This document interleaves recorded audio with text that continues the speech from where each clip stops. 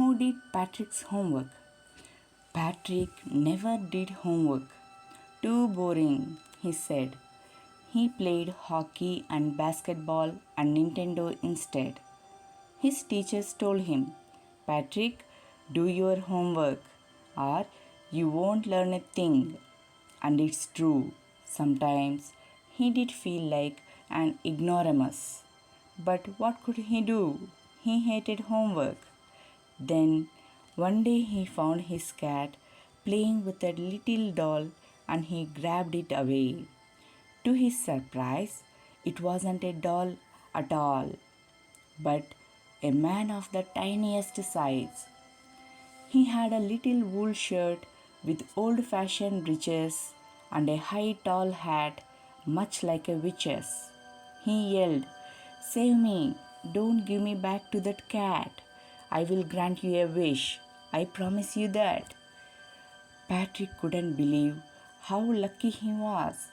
Here was the answer to all of his problems. So he said, Only if you do all my homework till the end of the semester. That's 35 days. If you do a good enough job, I could even get A's.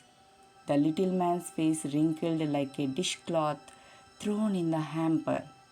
He kicked his legs and doubled his fists, and he grimaced and scowled and pursed his lips.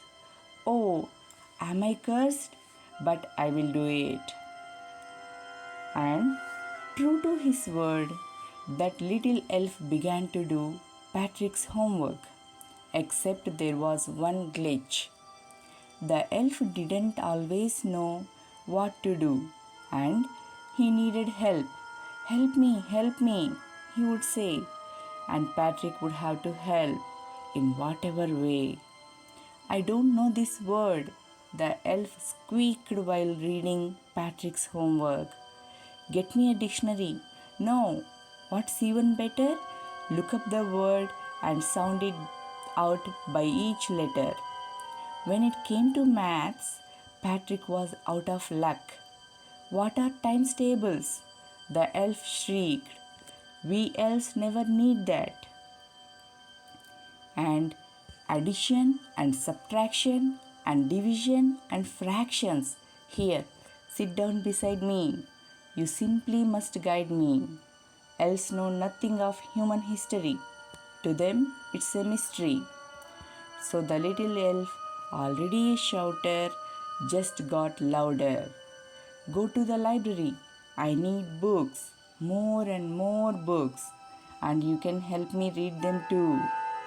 As a matter of fact, every day, in every way, that little elf was a nag. Patrick was working harder than ever, and was it a drag?